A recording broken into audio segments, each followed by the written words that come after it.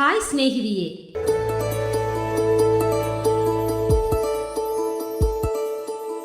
ஆகாஷ்வாணி 720 கிலோஹெட் 101.4 பண்பலையில் ஹாய் ஸ்நேகிதி நிகழ்ச்சி கேட்டுட்டு இருக்கீங்க.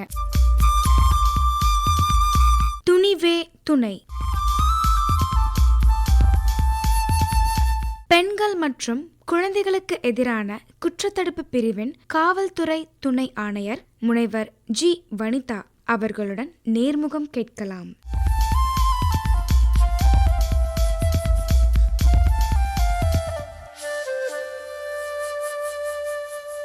அனைவருக்கும் வணக்கம். இன்னைக்கு நவம்பர் மாதம் 25ஆம் தேதி பெண்களுக்கு எதிரான வன்முறையை ஒழிப்பதற்கான சர்வதேச தினமாக அனுசரிக்கப்படுது. இந்த நாள்ல நம்ம நிகழ்ச்சிக்கு ஒரு சிறப்பு விருந்தினர் வந்திருக்காங்க. அவங்க பெண்களுக்கு நடக்கிற வன்முறைகள் என்னென்ன அப்படிங்கிறதையும், கவர்மெண்ட் என்ன மாதிரி பாதுகாப்பு கொடுக்குது, பெண்கள் அவங்களே எப்படி பாதுகாத்துக்கலாம் அப்படிங்கிற எல்லா விஷயங்களையும் நம்ம கிட்ட சொல்றதுக்காக இன்னைக்கு வந்திருக்காங்க. பெண்கள் மற்றும் குழந்தைகளுக்கு எதிரான குற்ற தடுப்பு பிரிவின் காவல் துணை ஆணையர் முனைவர் ஜி. வனிதா அவர்கள் வந்திருக்காங்க. வணக்கம் மேடம். வணக்கம். ஸோ இந்த வருஷம் இந்த எலிமினேஷன் ஆஃப் வயலன்ஸ் அகேன்ஸ்ட் விமனோட தீம் ஒவ்வொரு நிமிடங்களுக்குமே ஒரு பெண் கொல்லப்படுறாங்க அப்படிங்கிறது இந்த வருஷம் தீமாவே இருக்கு மேம். நமக்கு பெண்களுக்கு எதிரான வன்முறைகளில் குடும்ப வன்முறைகள், பாலியல் வன்முறைகள்னு நிறைய விஷயங்கள் காமனாக தெரியும். இருந்தாலும் நீங்கள் சொல்லுங்கள் மேம், என்ன மாதிரி வன்முறைகள் பெண்கள் எதிர்கொள்கிறாங்க? பொதுவாக குழந்தை பிறக்கிறதுக்கு முன்னாடியிலேருந்தே முதியோர் வரைக்குமே எல்லா வகையிலையும் பெண்களுக்கு துன்புறுத்தல் இருந்துட்டு தான் இருக்குது, ஒவ்வொரு ஸ்டேஜ்லேயும். மெயினாக ஒரு பெரிய க்ரைமாக பார்க்குறது என்னென்னு பார்த்தோம்னா rape, sexual harassment, dowry death, dowry harassment, murder, acid attack, cyber crimes, pornography, morphing பண்ணி அவங்க ஃபோட்டோஸ் இது பண்ணுறது. மேக்ஸிமம் அவங்களோட partner be illegal affair or ex lover, அந்த மாதிரியான ஒரு நெருங்கிய உறவில் இருக்கிற ஒரு பார்ட்னர்னால தான் அவங்களுக்கு தொல்லைகள், துன்பங்கள் அதிகமாக வருது. ஸோ இந்த மாதிரி குற்றங்கள் தான் இப்போ அதிகமாகவும் இருக்குது. மேம், இப்போ நீங்கள் பேசும்போதே சொன்னீங்க, இப்போது இவ்வளோ வன்முறைகளில் சைபர் கிரைம் அப்படின்னு சொல்லிட்டு இப்போ அதிகபட்சமாக, ஏன்னா நம்ம இந்த 10 வருஷமாக தான் மொபைல் அப்படின்னு நம்ம யூஸ் பண்ணிகிட்ருக்கோம். இந்த சைபர் கிரைமில் இப்போ ரீசெண்டாக என்ன மாதிரி பெரிய பிரச்சனைகள்லாம் வந்துட்டுருக்காங்க? இப்போ பெண்கள் அவங்களோட புகைப்படங்கள், நல்ல தனிப்பட்ட புகைப்படங்களை எடுக்கிறாங்க. அதை தன்னோட பார்ட்னருக்கோ லவ்வருக்கோ அந்த மாதிரி அனுப்புகிறாங்க, நம்பி அனுப்புகிறாங்க, நம்ம பார்ட்னர் தானே, நம்ம ஹஸ்பண்ட் தானே அப்படிங்கிற மாதிரி. பட் ஃபைன் மார்னிங் ஒரு மிஸ் அண்டர்ஸ்டாண்டிங் வரும்போது அதை அவங்களுக்கே எதிராக அந்த புகைப்படங்களை பயன்படுத்துகிற மாதிரி ஒரு சூழல் வருது. ஸோ இதை அவங்க வெளியில் சொல்கிறதுக்கும் தயக்கத்தில் இருக்காங்க. சில பேர் காவல்துறை உதவியை நாடுறாங்க. அதே மாதிரி அவங்களோட புகைப்படங்கள் தான் அப்படின்னு தெரியாத அளவுக்கு சைபர் வேர்ல்டில் அது போயிட்டுருக்கு, வீடியோஸ் அண்ட் ஃபோட்டோஸ். ஸோ முடிஞ்ச வரைக்கும் நம்ம சேஃபாக நம்மளோட தனிப்பட்ட புகைப்படங்களோ இல்லை வீடியோக்களோ மற்றவங்களுக்கு அனுப்புறதை அவாய்ட் பண்ணணும். இப்போ சோஷியல் மீடியா இல்லை ஃபேஸ்புக்லேயோ இல்லை ஸ்டேட்டஸ் வைக்கிறதோ அந்த மாதிரி எதுலேயுமே நம்ம போடக்கூடாது. இன்ஸ்டாவில் அந்த மாதிரி அன்னெசரி நம்மளோட புகைப்படங்களை பகிர்றது தவிர்க்கிறது பெட்டராக இருக்கும். ஸோ இதை மிஸ்யூஸ் பண்ணுறதுக்கு வாய்ப்பு இருக்குது. அதுதான் மேஜர் காசு. ரெண்டாவது அவங்கள அந்த க்ளோஸ் ரிலேஷன்ஷிப்பில் வர அந்த எக்ஸ் லவர், ஒரு பிரிந்த கணவன், அந்த மாதிரியான ஒரு ஆட்கள், இல்லை நம்ம ஆஃபீஸ் கொலிக்லேயே நம்மளை டார்கெட் பண்ணணுன்றதுக்காக கூட சில சமயம் மிஸ்யூஸ் பண்ணுறதுக்கு வாய்ப்பு இருக்குது. நம்ம ஈஸி டார்கெட்டாக எப்பயும் இருக்கக்கூடாது. ஸோ அது சேஃபாக முடிஞ்ச வரைக்கும் நம்மளோட தனிப்பட்ட புகைப்படங்களை பகிர்றதை தவிர்க்கணும். அதே மாதிரி அன்னெசரி கிளிக்ஸு, ஒரு ஃப்ரெண்ட் ரெக்வஸ்ட் வரும், அது எல்லாத்தையும் அக்செப்ட் பண்ணக்கூடாது. ஃபில்டர் அந்த இதிலே பிளாக் பண்ணுறது, அந்த இதெல்லாம் டெக்னிக்கல் நாலேஜ் கொஞ்சம் டெவலப் பண்ணிக்கிட்டோம்னா நம்ம சேஃபாக இருந்துக்கலாம். எப்படி நம்ம வீட்டை பாதுகாப்பாக வச்சுக்கிறோம், அதே மாதிரி நம்ம செல்ஃபோன் இணைய உலகத்துலேயே நம்ம பாதுகாப்பாக இருக்கும். அதுக்கான ஒரு புரிதல் இருந்துச்சுன்னா அந்த அஃபென்ஸ் குறையிறதுக்கு வாய்ப்புகள் அதிகம். ஓகே, இந்த சமூகத்துலேயும் சரி, ஒரு பெண்களுக்கு இடையிலுமே சரி, அவங்க என்ன மாற்றம் கொண்டு வந்தால் இந்த வன்முறையை குறைக்க முடியும் அண்ட் தடுக்கவும் முடியும் நீங்கள் நினைக்கிறீங்க? எப்பயுமே எங்கே வன்முறை வரும்னா ஈஸி டார்கெட்டாக இருக்கிற பீப்புள் தான். ஸோ முடிஞ்ச வரைக்கும் நம்ம பெண்களை வலிமையாக வளர்க்கணும். ஒரு 3 இது சொல்லுவாங்களே, கல்வி, செல்வம், வீரம் சொல்லிட்டு. இப்போ எல்லாருமே கல்வி கொடுக்குறோம். மேக்ஸிமம் எல்லாருமே கல்வியோட அருமை நமக்கு தெரிய ஆரம்பிச்சிருச்சு. கல்வி கற்றுறோம். அதன் மூலமாக பொருளாதாரத்தை ஈட்டுறதுக்கு நம்ம அவங்களுக்கு சொல்லிக் கொடுக்கணும். வேலை தவிர தொழில்லையும் நல்ல அவங்க சொந்த காலில் நிற்கிறதுக்கு என்னென்ன ஃபெசிலிட்டி இருக்கோ அதெல்லாம் ஏற்படுத்தி கொடுக்கணும். இதை தவிர நம்ம உடல் வலிமையில் பெருசாக பெண்களை ஸ்ட்ராங் பண்ணுறதில்ல. சும்மா 0 சைஸு, ஒல்லியாக தான் இருந்தால் தான் அப்படி இப்படின்னு சொல்லிட்டு ஒரு டெஃபினேஷன் வச்சிடறோம், பெண்ணா இப்படி தான் இருக்கணும் அப்படின்னு சொல்லிட்டு. அதனால் அவங்க வலிமை இல்லாத ஒரு சூழலில் கொண்டு வச்சுருக்காங்க. அப்படி இல்லாமல் சின்ன வயசுலேருந்தே நம்ம அந்த செல்ஃப் டிஃபென்ஸ் டெக்னிக்ஸு, ஒரு யோகாவோ இல்லை ஒரு ஃபிசிக்கல் ஆக்டிவிட்டீஸ் பண்ணி அவங்க உடம்ப ஸ்ட்ராங்காக வச்சுக்கிட்டாங்கன்னா இந்த இதில் வலிமையாக இருக்கணும். ப்ளஸ் எல்லா இதுலேயும் மற்றவங்களை டிபெண்ட் பண்ணி இருக்கக்கூடாது. சுயசார்பு இருக்கவங்களா இருக்க பழகிக்கணும். எப்போ பண்ணாலும் அண்ணனோ அப்பாவையோ இல்லை ஹஸ்பண்டையோ இல்லை பையனையோ டிபெண்ட் பண்ணி இருக்கிற மாதிரி நம்ம இருக்கக்கூடாது. முடிஞ்ச வரைக்கும் பெண்களை அந்த மாதிரி ஒரு சுயசார்பாக நம்ம இது பண்ணிடணும். அதே மாதிரி நம்ம சொசைட்டி பார்த்தீங்கன்னா எல்லா கலாச்சாரமும் பெண்கள் தான் தாங்கி தூக்குற மாதிரி ஒரு பிம்ப கட்டமைச்சு வச்சுருக்காங்க. ஸோ அந்த மாதிரி இல்லாமல் ஒரு கவர்ச்சி பதுமையாகவோ இல்லை ஒரு கலாச்சார தூண்களாகவோ பெண்களை சித்தரிக்கிறத அவாய்ட் பண்ணிவிட்டு அவங்களும் ஒரு உயிர் தான் அப்படின்னு சொல்லி நம்ம ரெக்கக்னேஷன் கொடுத்தோம்னாவே அதுவே போதும். வலிமை உள்ளவங்கள அவங்கள மாற்றினாவே போதும். மேம் நீங்கள் இப்போ சொன்னீங்க, அதாவது பெண்கள் வந்து ஒல்லியாக இருக்கணும், அந்த 0 சைஸ், பெண்களை வந்து அழகு பதுமைகளாக தான் வச்சுருக்காங்க. ஸோ அந்த விஷயங்களை கண்டிப்பாக மாற்றணும், அவங்கள ரொம்ப செல்ஃப் ஸ்ட்ராங்காக அவங்கள வளர்க்கணும். ஓகே, இது இல்லாமல் வேறு என்ன வழிகளில் அவங்களே பாதுகாத்துக்கலாம் மேம்? ஏற்கனவே சொன்ன மாதிரி தான் கல்வி, தொழிலோ இல்லை வேலையோ அவங்க இது பண்ணிக்கிறது, ப்ளஸ் ஸ்ட்ராங் பாடி இது பண்ணுறது. அது தவிர அவைலபிள் ரிசோர்ஸஸ் என்னென்ன இருக்குது, இப்போ ஒரு ஹெல்ப் வேணும்னா அவங்க யாரை நாடணும், கவர்மெண்ட் என்னென்ன சிஸ்டம் வந்து வச்சுருக்காங்க, எங்கே எந்த ஹெல்ப் கிடைக்கும். ஒரு பிரச்சனைனா உடனே பயந்துடக்கூடாது. இப்போ ஒரு மெடிக்கல் எமர்ஜென்சினா ஹாஸ்பிட்டல் போகணும்னு நமக்கு தெரியுது இல்லை, அதே மாதிரி ஒரு சொசைட்டியில் ஒரு துன்புறுத்தல் நமக்கு வருதுன்னா உடனே எந்த ஏஜென்சி அனுக்கணும், யார் மூலயமா போகணும், அந்த புரிதல் இருந்துச்சுன்னா நமக்கு பயம் இருக்காது. ஸோ அந்த என்னென்ன விஷயங்கள் அவைலபிள் அப்படின்னு வந்து நம்ம பார்த்துக்கணும். மெயினாக செல்ஃப் டிஃபென்ஸ் டெக்னிக், ஒரு எமர்ஜென்சி என்னென்ன பாதுகாத்துக்கிறதுக்கு ஒரு சின்ன சின்ன டெக்னிக்ஸ்க்கு வந்து கற்றுக்கலாம் ஸ்ட்ராங்காக வச்சுட்டு. அடுத்து வந்து கவர்மெண்ட் ஹெல்ப்லைன் நம்பர்ஸ் நிறைய இருக்குது, நான் பின்னாடி சொல்கிறேன் நான் ஒவ்வொன்றா. அதே மாதிரி எந்த ஏஜென்சிக்கிட்ட ஹெல்ப் கேட்கணும், என்ன விஷயத்துக்கு. இப்போது மேட்ரிமோனியல் டிஸ்பியூட்னா டிஸ்ட்ரிக்ட் ப்ரொடெக்ஷன் ஆஃபீஸர் கிட்ட, இல்லை போலீஸ் ரிலேட்டட்னா போலீஸ் தான் ஹெல்ப் பண்ணணும் போலீஸ் கிட்ட, இல்லை ஃபேமிலி கோர்ட் மூலியமாக தான் பண்ணணும் ஃபேமிலி கோர்ட். அந்த மாதிரி what are all the agencies available in society by government, இல்லை ப்ரைவேட் ஏஜென்சிஸ் கூட யார் யார் அதை கொடுக்குறாங்க, அந்த புரிதல் நமக்கு இருந்துச்சுன்னா ஒரு பிரச்சனைன்னு வரும்போது பேனிக் ஆகாமல் ஸோ வாட் நெக்ஸ்ட் அப்படின்னு மூவ் பண்ணுறதுக்கு ஈஸியாக இருக்கும். ஸோ நாலேஜ் அபவுட் ரிசோர்ஸஸ் வந்து ரொம்ப இம்பார்ட்டன்ட். Okay ma'am. ஸோ நிறைய பெண்கள் வந்து என்ன அப்படின்னா, நம்மளுக்கு ஏதோ ஒரு பிரச்சனை வரும்போது தான் அதோட ரிசோர்ஸஸ் என்னன்னே அவங்க தெரிஞ்சுக்கிறாங்க. பக்கத்தில் ஸ்டேஷன் எங்கே இருக்குன்னு கூட அவங்களுக்கு தெரியறதில்ல. ஸோ நீங்கள் ரொம்ப அழகாக சொன்னீங்க, நம்மளுக்கு முதல்ல ரிசோர்ஸஸ் என்னன்னு முதல்ல நம்ம தெரிஞ்சுக்கணும். Okay ma'am. இப்போ வந்து இவ்வளோ வன்முறைகள் வந்து பெண்களுக்கு நடக்கிறதுன்னு காரணம் வந்து ஒருவேளை அவங்கள சமமாக வந்து இந்த சொசைட்டி அவங்கள ட்ரீட் பண்ணலையோ அப்படின்ற ஒரு கேள்வி இருக்கு மேம். ஸோ இந்த சமமாக பார்க்குறதன் விளைவாக இந்த வன்முறைகள் வந்து குறையுமா? இப்போது என்னை சமமாக பாருன்னு நான் ஏன் இன்னொருத்தர்கிட்ட போய் கேட்கணும்? முதல்ல ஐ எம் கேப்பபிள்னா ஆட்டோமேட்டிக்காக அந்த ஈக்குவாலிட்டி வந்துட போகுது. நம்ம வந்து we don't seek anything. எனக்கு மரியாதை கொடுங்க, என்னை சமமாக பாருங்கள், என்னை உயர்த்துங்க, என்னை ப்ரொடெக்ட் பண்ணுங்கன்னு நம்ம யாரும் கேட்கணும்னு அவசியம் இல்லை. I want to be strong அப்படிங்கிறது, நான் ஸ்ட்ராங்காக இருக்கணும், என்னை சார்ந்தவங்களும் நான் பாதுகாக்கிற இடத்துல நான் என்னை மாற்றிக்கணும். அந்த மாதிரி முதல்ல நான் முடிவு பண்ணணும். அடுத்து பார்த்தோம்னா நீங்கள் ரொம்ப சொசைட்டிலையும் சரி ஃபேமிலிலையும் சரி பெண்களை ரொம்ப அப்படியே கண்ணுக்குள்ளே வச்சு பார்க்கணுன்னா நாங்கள் கேட்கல. ஒரு உயிராக அவங்களும் சராசரி ஒரு மனிதன், இட்ஸ் அ பர்சனாக ட்ரீட் பண்ணாவே போதும். எப்பவுமே ஒரு நாணயத்தின் இரு பக்கங்கள் போல் ஆணும் பெண்ணும் வந்து ஒருத்தருக்கு ஒருத்தர் காம்ப்ளிமெண்ட்ரி. ஈச் ஒருத்தர் இல்லாமல் இன்னொருத்தரோட வாழ்க்கை வந்து முழுமையடையாது. ஸோ இதில் வந்துட்டு யாரும் உயர்வு தாழ்வும் கிடையாது, சமன்ற மாதிரியும் இல்லை. ஒருத்தருக்கு ஒருத்தர் ரீப்ளேஸ்மெண்ட், இவங்க இல்லாமல் அவங்க இல்லை. ஒரு ஃபுல்ஃபில்மெண்ட் வரணும்னா 2 பேருமே இருந்தால் தான் அது கரெக்டாக இருக்கும். இதை வந்துட்டு ஒரு உயிராக பார்த்தாவே போதும், அதோட புரிதல் வந்துருச்சுன்னா போதும். Okay ma'am. ஸோ இப்போது இந்த வன்முறைகளுக்கான முக்கியமான காரணம் என்னவாக இருக்கும் அப்படின்னு நீங்கள் நினைக்கிறீங்க? ஃபஸ்ட்டு வந்து நம்ம ஈஸி டார்கெட்டாக இருக்கிறது தான். பெண்கள் எல்லாமே ஒரு ஈஸி டார்கெட்டாக இருக்காங்க. ஸோ வாட் எவர் ஃப்ரம் ஃபேமிலியிலேருந்து சொசைட்டியிலேருந்து எல்லாமே வந்து பெண்கள்லாம் இப்படி தான் இருக்கணும், இப்படி தான் இருக்கணும், ஒரு வரையறை வச்சு இதுக்குள்ளே இல்லைன்னா நீ வந்து அப்நார்மல் அப்படிங்கிற மாதிரி ஃபிசிக்கல்லேருந்து மென்டல்லேருந்து நம்மளோட ஒவ்வொரு செயல்கள் எல்லாத்துலேயுமே கொண்டு வந்து வச்சுருக்காங்க. பொண்ணுன்னா பொண்ணு மாதிரி இரு அப்படின்ற. அப்போ யார் அந்த பொண்ணுன்னா பொண்ணு மாதிரி இருக்குன்னு அந்த டெஃபினேஷன் வச்சது யார் அப்படின்னு கேட்டோம்னா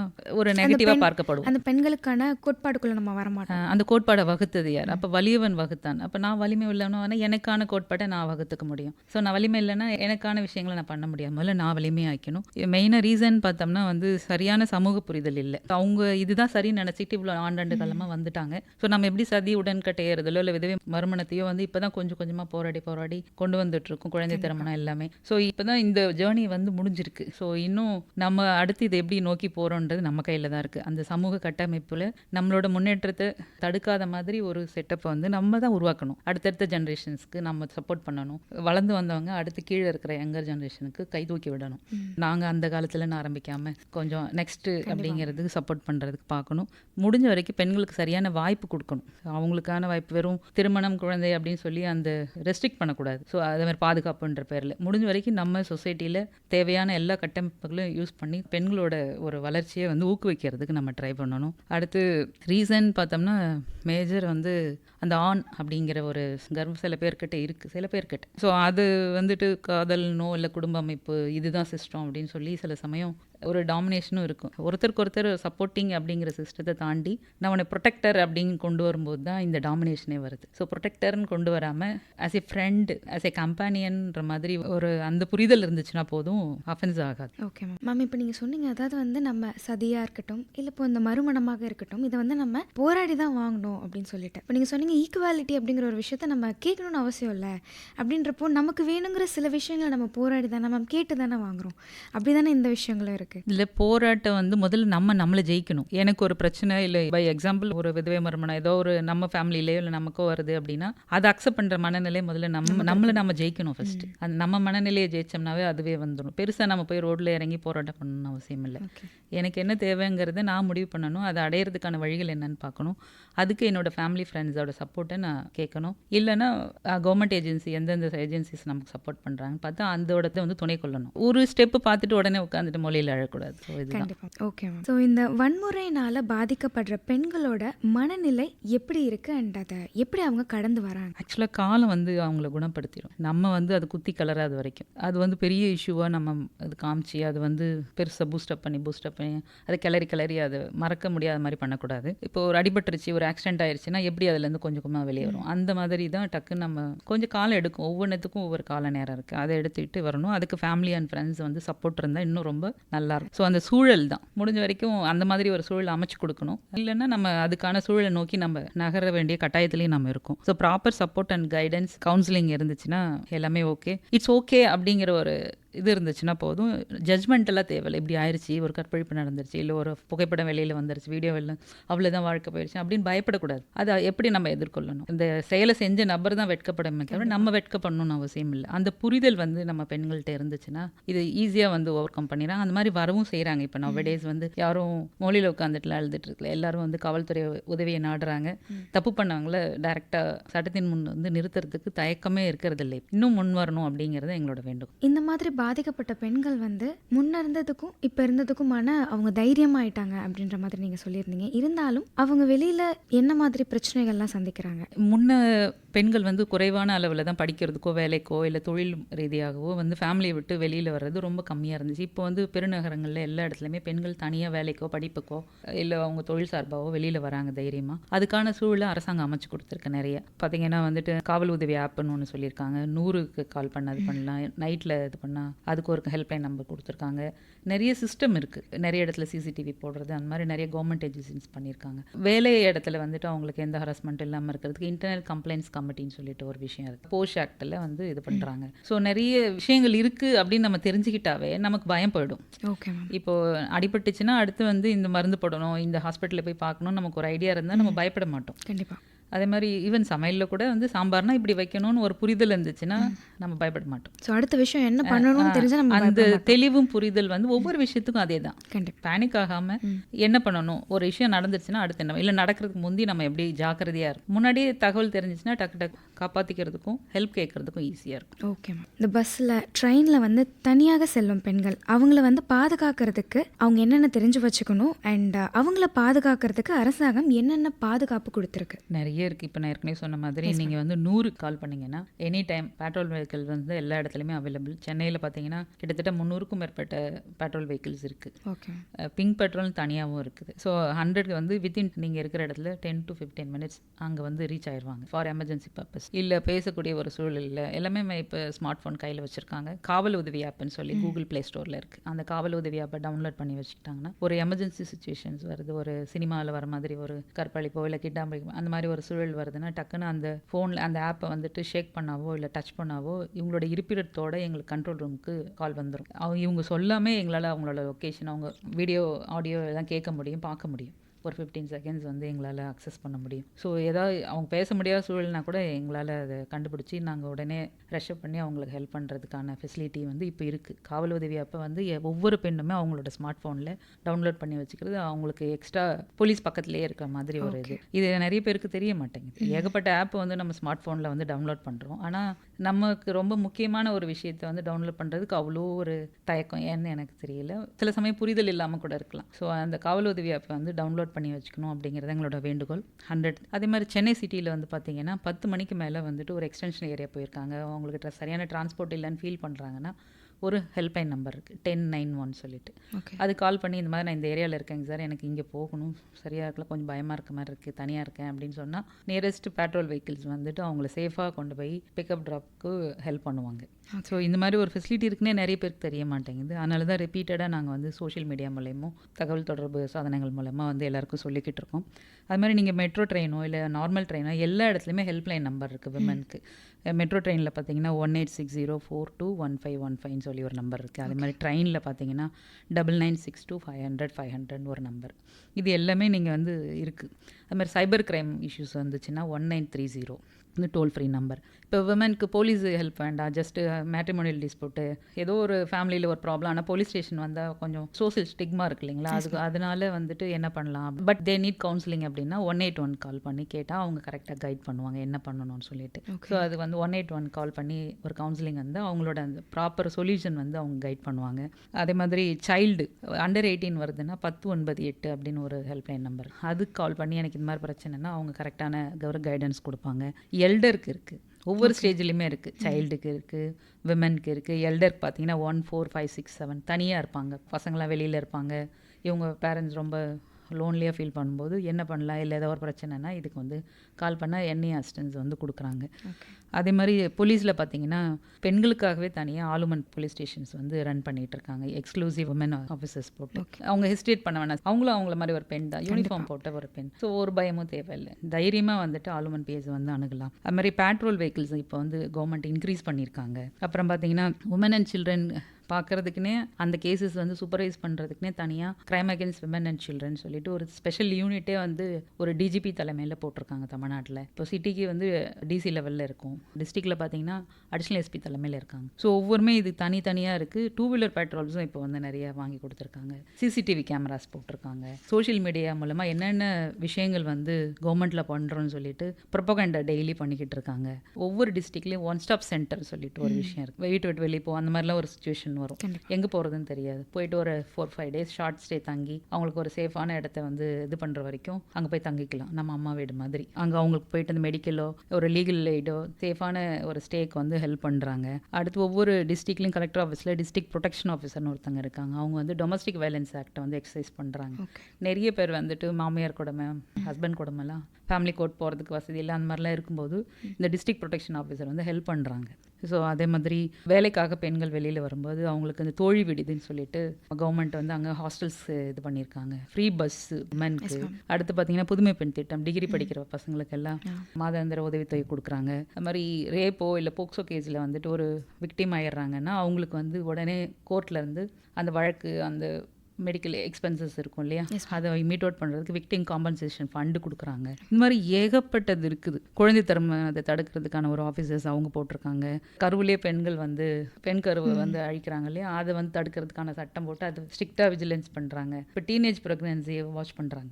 ஏதாவது வந்து மறைமுகமாக 16-15 வயசுலேயே கல்யாணம் பண்ணிட்டு குழந்தை பிறப்புக்கு போகும்போது நமக்கு ஆட்டோமேட்டிக்காக அந்த ப்ரெக்னன்சி ரெஜிஸ்ட்ரேஷன் வந்துடுது. ஸோ உடனே வந்துட்டு கவர்மெண்ட் அதை மானிட்டர் பண்ணுறாங்க, எதெல்லாம் அண்டர் 18 வந்து ப்ரெக்னன்சி வருதுன்னு சொல்லி பார்த்து. ஸோ அந்த பெண்ணுக்கு வந்து உடல் நலத்திலிருந்து பாதுகாப்புலேருந்து எல்லா இடத்துலையுமே கவர்மெண்ட் வந்து செக்ஸ் அண்ட் மெஷர்ஸ் வச்சுருக்காங்க. இதெல்லாம் இருக்குன்னு வந்து பெண்கள் புரிஞ்சுக்கிட்டாவே போதும். இவ்வளோ விஷயங்கள் இன்னும் சொல்லிக்கிட்டே போகலாம். ஒவ்வொரு துறை வாரியாக வந்து இருக்குது, காவல்துறையிலேருந்து மருத்துவத்துறையிலேருந்து சமூக பாதுகாப்பு துறையிலேருந்து எல்லாத்துலேயுமே இருக்குது. அது நம்ம தெரிஞ்சுக்கணும், எப்போ தேவையோ அதை யூஸ் பண்ணணும். எஸ் மேம், நீங்கள் சொல்கிறது வச்சு பார்க்கும்போது நம்ம வந்து இதுக்கு முன்னாடி போலீஸ்க்குனா இந்த நம்பர் கால் பண்ணுங்கள், ஃபயர் எக்ஸ்டென்ஷன்னா இந்த நம்பர் கால் பண்ணுங்கள், ஆம்புலன்ஸ்னா இந்த 4 நம்பர் நம்மளுக்கு தேவைப்படும் போது நம்ம டக்குன்னு கால் பண்ணுற மாதிரி பெண்களுக்கு வந்து இந்த ஹெல்ப்லைன்ஸ் நம்பர்லாம் நம்மளுக்கு ரொம்ப முக்கியம், ஃபோனில் வந்து வச்சுக்கணும் அப்படிங்கிறத வந்து நீங்கள் சொல்லும்போதே தெரியுது. திட்டங்களும் சரி, நம்மளுக்கு என்ன விஷயங்கள்லாம் ஹெல்ப் பண்ணுறாங்க அண்ட் இந்த ஹெல்ப்லைன்ஸ் நம்பர் ரொம்ப முக்கியமாக. நம்மளுக்கு எப்போ என்ன வேணால் நடக்கலாம், அதை நம்மளால் சொல்ல முடியாது. ஸோ இந்த நம்பர்ஸ் எல்லாமே நம்மக்கிட்ட எப்பயுமே இருக்கணும், ரொம்ப முக்கியமாக இருக்கணும் அப்படின்னு நீங்கள் சொல்கிறது எனக்கு புரியுது. அண்ட் நீங்கள் வந்து இந்த காவலன் உதவி ஆப் சொன்னீங்கல்ல மேம், அது சொன்னீங்க லைக் இந்த ஷேக் பண்ணாலோ அப்படிங்கிறப்போ நம்ம ஃபோனை கையில் வச்சுருக்கோம், இப்போ டக்குனு அது ஷேக் ஆகிடும் இல்லையா. ஸோ என்ன மாதிரி விஷயங்கள் நிறைய சொன்னீங்க, நான் ஒரு 15 செகண்ட்ஸ்க்கு வந்து எங்களுக்கு வந்து தெரியும், அது எல்லாமே இன்னும் கொஞ்சம் விவரமாக அதை சொல்ல முடியுமா? இது வந்துட்டு ஈவன் தவறுதெல்லாம் நீங்கள் ஷேக் ஆகி கால் வந்தால் கூட அதை நாங்கள் ஒன்றும் குற்றப்படுத்துகிற மாதிரிலாம் பார்க்க மாட்டோம். செக் பண்ணிவிட்டு தெரியாமல் வந்துருச்சிங்க சார்னா அந்த காலை வந்து க்ளோஸ் பண்ணிப்போம். அதனால் நீங்கள் ஒன்றும் ஹெசிடேட் பண்ண வேண்டாம். நீங்கள் அந்த டவுன்லோட் இது ஆப்ஷன்லேயே இருக்கும், ஷேக் பண்ணால் வந்து டிசேபிள் பண்ணிட்டீங்கன்னா அது அந்த மாதிரி போகாது. தேவைன்னா எனேபிள் பண்ணிக்கிற மாதிரி ஃபீச்சர்ஸ் வச்சுக்கலாம். இல்லை எனக்கு வந்துட்டு கால்லாம் பண்ணணும் இல்லை, பட் எனக்கு கொஞ்சம் பயமாக இருக்குது, என்னை என்னை ஜஸ்ட் ட்ராக் பண்ணால் போதும், ஒரு பர்டிகுலர் டைமுக்கு ஒரு 1 hour 2 hour என்ன ட்ராக் பண்ணால் போதும்னா அதில் லொக்கேஷன் ஷேரிங் சொல்லி வரும், ஃபீச்சர்ஸ் வரும். அதை எனேபிள் பண்ணிவிட்டு நீங்கள் இப்போ சேஃபாக எடுத்து போனதுக்கப்புறம் டிசேபிள் பண்ணிடலாம். ஸோ அந்த மாதிரிலாம் இருக்குது. ஜஸ்ட்டு என்னை எப்போ ட்ராக் பண்ணணும்னு நீங்கள் நினைக்கிறீங்களோ அப்போ மட்டும் ட்ராக் பண்ணிக்கோ, அதுக்கப்புறம் தேவையில்லை அப்படின்னா நம்ம வந்து டிசேபிள் பண்ணி வச்சுக்கலாம். Okay ma'am. போலீஸ் வந்து உங்கள் கூடயே இருக்க மாதிரியான உணர்வு அந்த அப்ளிகேஷன் வந்து கொடுக்கும் அப்படின்ட்டு. இப்போ நான் ஏதோ ஒரு விஷயத்தில் மாட்டிக்கிட்டேன், இப்போ நான் கிளிக் பண்ணிட்டேன், நான் அந்த எமர்ஜென்சி பட்டனை கிளிக் பண்ணிட்டேன் அப்படின்னா அடுத்தடுத்து என்ன எனக்கு நடக்கும்? உங்களுக்கு கால் பண்ணி கேட்பாங்க, நீங்கள் ஏதாவது ஹெல்ப் வேணுமா அப்படின்னு சொல்லி கேட்கும்போது நீங்கள் சொல்லலாம். ஒருவேளை உங்களால் பேச முடியாத ஒரு சுச்சுவேஷன் அப்படின்னா ஆட்டோமேட்டிக்காக எங்களோட வீடியோ அக்சஸ் பண்ண முடியும். நாங்கள் அது கணினி திரையில் பார்த்துட்டு லொக்கேஷன் இங்கே இருக்குன்னா நியரஸ்ட் போலீஸை வந்து இங்கே போய் பார்த்துட்டு என்னன்னு சொல்லுங்கன்னு சொல்லி பார்த்துட்டு கண்ட்ரோல் ரூமில் கம்ப்ளைண்ட்ஸ் கூட கேட்பாங்க. இந்த மாதிரி ஒரு கால் வந்தது, என்னாச்சுன்னு தெரியல, பார்த்துட்டு எனக்கு அப்டேட் பண்ணுங்கன்னு சொல்லி அது ஃபைனலாக அது முடிக்கிற வரைக்கும் அது ஃபாலோ அப் இருந்துகிட்டே இருக்கும். Okay ma'am. சப்போஸ் இப்போ தெரியாமல் ஒரு சின்ன பிரச்சனையாக இருக்குது அப்படின்னா அதுக்கு ஏதாவது ஆக்ஷன் எடுப்பீங்களா பெண்கள் மேலே? நிறைய பார்த்தீங்கன்னா சின்ன பசங்க தெரியாமல் ஃபோன் அடிச்சுட்டு ஒரு 4 நாளுக்கு முந்தைய கூட பார்த்தீங்கன்னா தூத்துக்குடி டிஸ்ட்ரிக்ட்லேருந்து ஒரு கால் ஹெல்ப்லைன் நம்பருக்கு, என்னை கடத்திட்டு வந்துட்டாங்க, ரேப் பண்ணுறாங்க வச்சுன்னு சொல்லி கட் பண்ணிவிட்டு திருப்பி கால் பண்ணி ஹெல்ப்லைனில் கேட்குறாங்க. குழந்தை வந்து திருப்பி அதே சொல்லிட்டு கட் பண்ணுது. அப்புறமா இன்னும் திருப்பி டவுட் ஆகி உடனே லொக்கேஷன் செக்அப் பண்ணோம், நம்ம சென்னைன்னு சொல்லி கட் பண்ணுது. அது அப்புறம் பார்த்தா தூத்துக்குடி டிஸ்ட்ரிக்டாக இருக்குது. பார்த்துட்டு என்னன்னு சொல்லி அப்புறம் பார்த்தோம்னா வேறு அதோட கேஒய்சி நம்பரு அதர் நம்பர்ஸ் எல்லாமே பார்த்தோம்னா குழந்தைங்க விளையாட்டுத்தனமாக வந்து ஃபேமிலி மெம்பர்ஸ் அப்புறம் பேசிட்டாங்க. நம்ம உடனே நியர்பை பெட்ரோலுக்கும் சொல்லியாச்சு. அதே மாதிரி விழுப்புரத்தில் அந்த மாதிரி ஒரு கால் வந்தது. எல்லாமே குழந்தைங்க விளையாட்டுத்தனமாக பண்ணும்போது கொஞ்சம் சங்கடமாக தான் இருக்குது. நீங்கள் இதை சின்ன வயசில் நம்ம ஒரு கதை படிச்சிருப்போம், புலி வருதுன்னு. நிஜமாலுமே புலி வரும்போது யாரும் ஹெல்ப்புக்கு வர மாட்டாங்க, அந்த மாதிரி ஆகிடும். அதனால முடிஞ்ச வரைக்கும் வந்து என்ன எமர்ஜென்சி நீடு, இப்போது போலீஸ் உள்ள தலையிடலைன்னா அது வந்து மர்டராவோ இல்லை ரேப்பாவோ இல்லை பெரிய இஷ்யூவாக மாறுறதுக்கு வாய்ப்பு இருந்தால் மட்டும் அதை பயன்படுத்திட்டா நல்லாயிருக்கும். இல்லைன்னா வந்துட்டு அது மற்றவங்களுக்கு உண்மையிலே யாருக்கு அந்த உதவி தேவைப்படுமோ அதை கிடைக்காம போயிடும். மேக்ஸிமம் தவறுதெல்லாம் வந்துருச்சுன்னா நாங்கள் அதை பெருசாக இது பண்ண மாட்டோம். பட் வந்து வேணும்னே மிஸ்யூஸ் பண்ணுறாங்கன்னும் போது அது குழந்தையா இருக்க முடிச்சல வான் பண்ணி விடுவோம். இல்லை வந்து பெரியவங்களா இருக்காங்கன்னா அதுக்கான நடவடிக்கை இருக்கும்.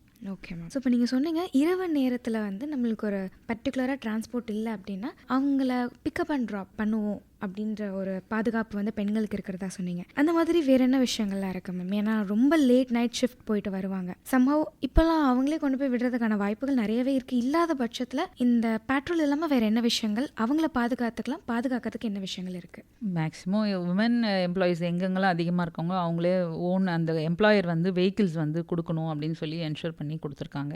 ஃபர்ஸ்ட் ஆஃப் ஆல் இல்லை ஓன் வெஹிக்கிள்ஸ் அவங்களோட ஓன் டிரான்ஸ்போர்ட்டில் போகிறாங்கன்னா நம்ம வந்து 100 எப்பயுமே கை கொடுக்கும். உங்களுக்கு 100 கால் பண்ணிடலாம். காவல் உதவி ஆப் வந்து உங்களுக்கு இருக்குது. பிக்கப் ட்ராப்க்கு 10N1 இருக்குது. அது மாதிரி எல்லா டிரான்ஸ்போர்ட்டுக்கும் உங்களுக்கு ஹெல்ப்லைன் நம்பர்ஸ் கொடுத்துட்டாங்க. இது தவிர வேறு எல்லா இடத்துலையுமே போலீஸ் இருப்பாங்க.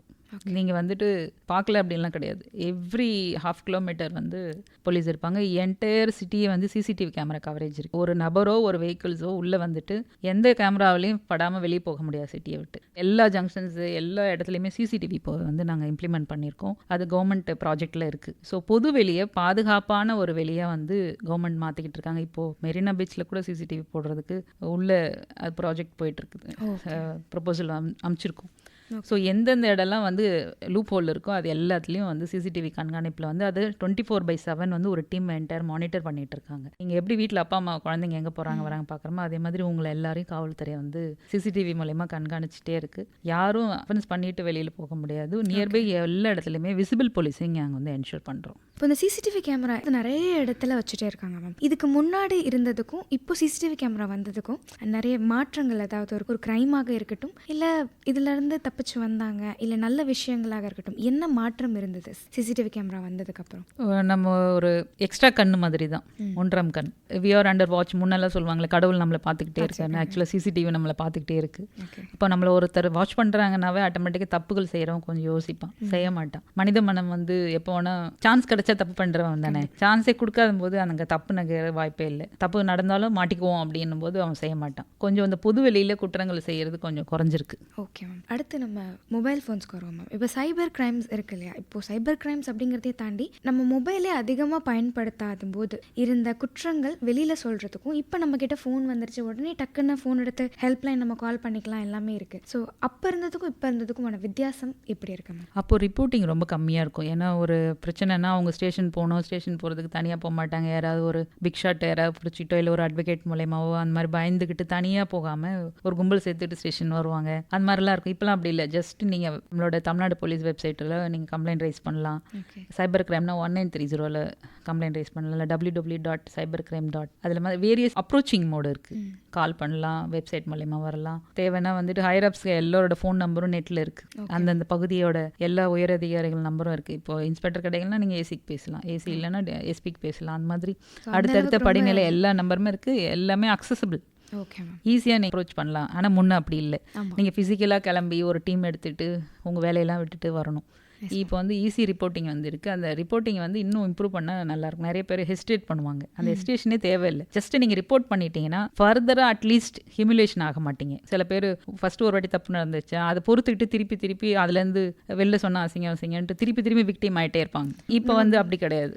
ஒன்ஸ் ஒரு வாட்டி அவன் ட்ரை பண்ணுறானாவே அவனை உண்டு லேர்ன் பண்ணிடலாம். நம்ம ஜஸ்ட் ரிப்போர்ட்டிங் வந்து இம்பார்ட்டன்ட். அந்த சிஸ்டத்தை நாங்கள் ஃபெசிலிட்டேட் பண்ணி கொடுத்துட்ருக்கோம். அதை மேக் யூஸ் ஆஃப் இட், அவ்வளோதான். இப்போ நம்ம இவ்வளோ நேரம் வந்து பெண்கள் அப்படின்னு பேசுகிறோம். ஸோ இப்போ குழந்தைகளுக்கு வந்து பாதுகாப்பு எண் வந்து 1098 அப்படின்னு சொல்லியிருந்தீங்க. இப்போ குழந்தைகளை பாதுகாக்கிறதுக்கு, ஏன்னா அவங்களே 18 வயசு கீழே இருப்பாங்க. இப்போ எல்லாருக்குமே மொபைல் யூஸ் பண்ண தெரியுது. பட் இருந்தாலும் இப்போ நம்ம அவங்களுக்கு வந்து குட் டச், பேட் டச் எல்லாமே சொல்லி கொடுத்துட்டு வரோம். அவங்கள வந்து பாதுகாக்கிறது அவங்களோட பேரண்ட்ஸாக தான் இருக்கணும் ஃபர்ஸ்ட். நம்ம பேரண்ட்ஸோ இல்லை ரொம்ப பக்கத்தில் ரிலேட்டிவாக இருப்பாங்க, ரொம்ப க்ளோசஸ்ட் ரிலேட்டிவாக, அவங்க ஏதாவது மிஸ்பிஹேவ் பண்ணும்போது அந்த குழந்தைகளுக்கு என்ன மாதிரி பாதுகாப்பு பேரண்ட்ஸ் கொடுக்கணும், அதுவும் இல்லாமல் கவர்மெண்ட் என்ன மாதிரி பாதுகாப்பு கொடுக்குறாங்க? முதல்ல குழந்தைங்களுக்கு குட் டச் பேட் டச்னா என்னன்னு சொல்லி புரிய வைக்கணும். இது வந்து மாதிரி மேக்ஸிமம் குழந்தைங்களுக்கான அந்த அஃபென்ஸ் எப்படி நடக்குதுன்னா, நீங்கள் சொல்கிற மாதிரி closest relative and nearby neighbours தான். அடிக்கடி யார் வீட்டுக்கு அந்த குழந்தையோட வராங்க, இல்லை வந்துட்டு ஸ்கூலில் யார் அந்த குழந்தைய வந்து ஃப்ரீக்வெண்ட்டாக காண்டாக்ட் பண்ணுறாங்களோ அந்த நபர்களால் தான் குழந்தைக்கு வந்து அஃபென்ஸ் ஆகுது. பேரண்ட்டும் சரி, டீச்சர்ஸோ இல்லை ஸ்கூல் மேனேஜ்மெண்ட்டோ குட் டச்னா என்ன, பேட் டச் என்ன, எது வரைக்கும் வந்து நம்ம அலோவ் பண்ணலாம், எதை வந்து அலோவ் பண்ணக்கூடாது, உடனே நம்ம வந்து நம்மளோட ப்ரொடெக்டை நம்ம யார் சேஃப்னு நினைக்கிறோமோ அவங்கள்ட்ட சொல்லணும். அந்த முதல்ல ஸ்பீக் அப், ஒரு பிரச்சனை என்னன்னு சொல்லிடணும். அப்படி நடந்ததுன்னா உடனே சொல்லிடணும், மறைக்கக்கூடாது. அவங்க என்னதான் பிளாக்மெயில் பண்ணுவாங்க குழந்தைகிட்ட, இது சொன்னால் அதை பண்ணிடுவேன் இதை பண்ணிடுவேன் நிறைய இருக்கும். ஸோ இது முன்னாடியே நம்ம குழந்தைகிட்ட சொல்லிட்டு குழந்தை புரிஞ்சுக்கிட்டு இது பண்ணும். டெய்லி வந்துட்டு குழந்தைகிட்ட பேசணும். இன்னைக்கு உன்னை வந்து சிரிக்க வச்ச விஷயம் எது, உன்னை அழ வச்ச விஷயம் எது, உனக்கு என்ன டிஸ்டர்ப் ஆச்சு, உனக்கு எது எக்ஸைட்மெண்ட்டாக இருந்ததுன்ற மாதிரி நம்ம பேசினோம்னாவே ஒரு ½ an hour குழந்தை ஸ்கூல்லேருந்து வந்ததுக்கப்புறம் பேசினாவே அதுவே சொல்லிடும் எல்லாமே. நம்ம அதிலே அண்டர்ஸ்டாண்ட் பண்ணிக்கலாம். அதே மாதிரி குழந்தையோட நார்மல் பிஹேவியரில் ஒரு சேஞ்சஸ் வருதுன்னா நம்ம என்னென்ன அதை அப்சர்வ் பண்ணணும். நிறைய பேரண்ட்ஸ் 2 பேருமே வேலைக்கு போகிறதுனால அதை பார்க்குறதே இல்லை. ஸோ முன்ன மாதிரி கொஞ்சம் பெரியவங்க வீட்டில் இருந்தாங்கன்னாலும் தாத்தா பாட்டிங்க கொஞ்சம் பேசுவாங்க, அவங்க சொல்லுவாங்க என்ன ஏதுன்ட்டு. இப்போ அந்த மாதிரி ஒரு ஃபெசிலிட்டி இப்போ கம்மியாயிட்டே வருது. நம்ம ஒரு பேரண்ட்டுங்கிறது இட்ஸ் எ கமிட்மெண்ட். நம்மளோட ரெஸ்பான்சிபிலிட்டி வந்து வேறு மற்ற காரணம் காமிச்சு நம்ம வந்து அவாய்ட் பண்ணக்கூடாது. நம்ம அதை வாட்ச் பண்ணணும். இப்போ குழந்தைகளை வந்து ஸ்கூல் அத்தாரிட்டிஸுமே அது மஸ்ட் ஆக்கியிருக்காங்க. இப்போ கவர்மெண்ட் நிறைய ரூல்ஸ் அண்ட் ரெகுலேஷன்ஸ் போட்டுட்டு யாருமே வெளி பர்சன்ஸை வந்து குழந்தைய தேவையில்லாமல் அப்ரோச் பண்ணுறதோ எல்லாத்தையுமே இப்போது ஸ்ட்ரிக்ட் பண்ணியிருக்காங்க, சர்க்குலர்ஸ் விட்டுருக்காங்க. ஸோ அந்த ஸ்கூல் டீச்சர், அந்த கிளாஸ் டீச்சர், அவங்க ஹெட் மாஸ்டர்ஸ் எல்லாருமே ஒரு சென்சிடைஸ் பண்ணி அவங்களுக்கு ஒரு ஃபோரமும் கொடுத்துருக்காங்க. மாணவர் மனசுன்னு சொல்லிட்டு ஒரு விஷயம், ஒரு பாக்ஸ் வச்சுட்டு குழந்தைக்கு ஏதாவது டிஸ்டர்பன்ஸ்னால் அந்த இதில் பாக்ஸில் போட்டால் அவங்க வந்து அதை டேக் ஓவர் பண்ணிப்பாங்க. தனியாக பள்ளிக்கல்வித்துறையில் அது போயிட்டுருக்கு. கவர்மெண்ட் இப்போ எல்லா துறையும் முடுக்கி விட்டுருக்காங்க.